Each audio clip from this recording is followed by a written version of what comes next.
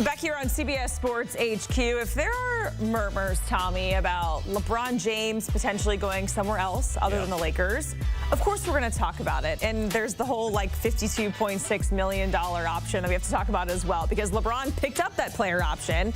So that salary next season could cause some complications for any trade. Here's LeBron over at Summer League, sitting on the courtside, not really wanting to talk to anybody about it when he was out there. But there are some reports that 4 NBA teams have contacted his agent, Rich Paul, about a potential trade. And then there's a separate report that was naming those teams. So we haven't confirmed that, but that report was throwing out the Cavs, the Warriors, the Mavs, and the Clippers.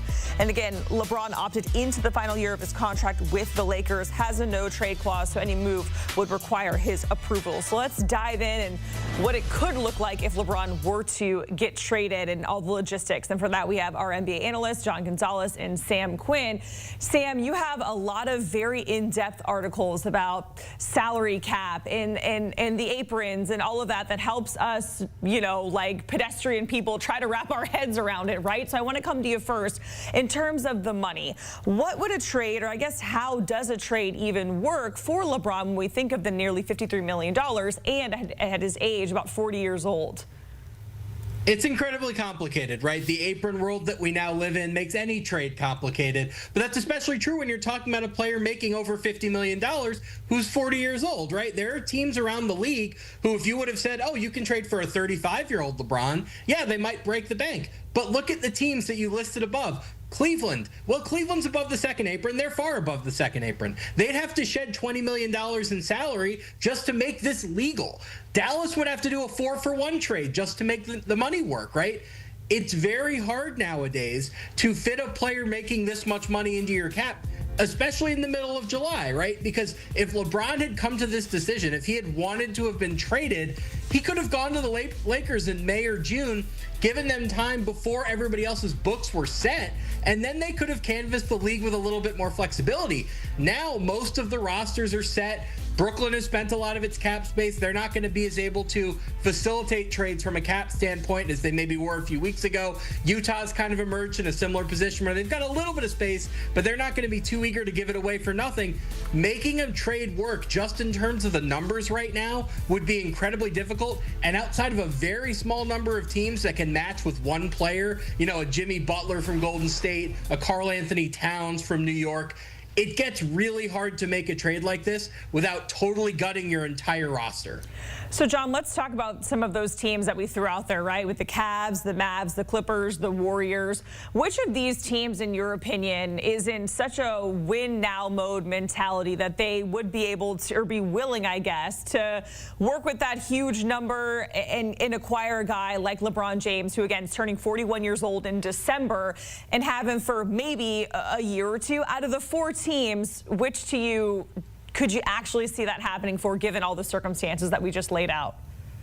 Yeah, I'm not sure that I could see any of them for all the reasons that Sam just laid out. And Jacqueline, you're right. I mean, it's so hyper complicated now. I do this for a living. I think I understand it better than 99% of the population. The 1% is Sam Quinn. So thankfully we have Sam on our staff to explain that extra little bit, because when you get into the machinations of the different caps and aprons, it does become hyper complicated. So I'm not sure that any of these teams will really land in it. Although Sam did mention that Jimmy Butler money-wise would line up. If I was looking at a team that I'd want for this to happen, then it would make sense, because they'd be on essentially the same timeline with their main players. It would probably be Golden State. We, for years, have been talking about, man, wouldn't it be really cool if we got a Steph Curry alongside LeBron James? We got it for a little bit last summer in the Olympics, and it was excellent. I don't know, though, that they'd necessarily want to swap out LeBron James for Jimmy Butler. LeBron is going to be 41 in December. On paper, just from a consumer standpoint, from people who like basketball and an entertainment standpoint, Jacqueline, that would be excellent. But for all the many reasons that Sam outlined here,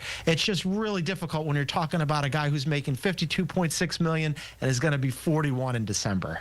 So if we look at it just from the Lakers' perspective, and we've had this conversation with Avery Johnson as well, like what level of success do the Lakers have to have in order for LeBron to stay there, continue playing, and have that outcome as he is going to be 41 years old? John, I'll come to you first. What do you think is going to suffice for LeBron James in this upcoming season in order for him to stay a Laker beyond this player option? Yeah, I'm not sure about beyond for next season, because Sam and I were kind of kicking around about like what, it kind of makes sense that all roads lead back to Cleveland one more time. But for this season, I don't think he's going anywhere right now because, again, his salary is outrageous. The complications with the cap and other teams being able to trade for him make it awfully, awfully difficult.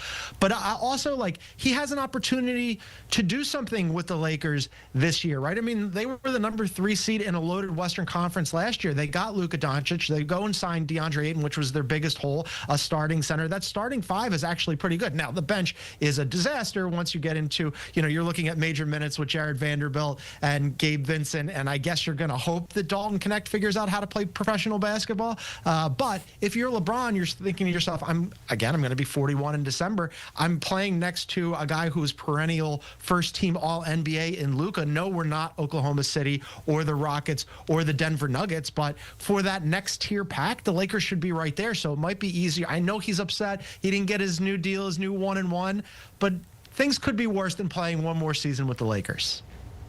Yeah, the short answer here is I don't think they're going to win the championship this year. They don't have a chance against Oklahoma City in their current state. Can you make the second round? Can you be competitive there? Can you get close enough that maybe you start to think, if we trade a couple first-round picks next summer, maybe that could bridge the gap if we get 1 or 2 more things right? But look, I think the way this is trending right now, this is probably going to be LeBron's last season as a Laker. He'll go into free agency in 2026. And at that point, if you're 41 and probably in the last or the second last year of your career, it seems like Cleveland, as the favorite in the Eastern Conference, would make the most sense. It's a wide open Eastern Conference. We keep saying it. The West is certainly a different situation because we're saying, hey, who can beat OKC? And the top is really heavy. It's very competitive, right?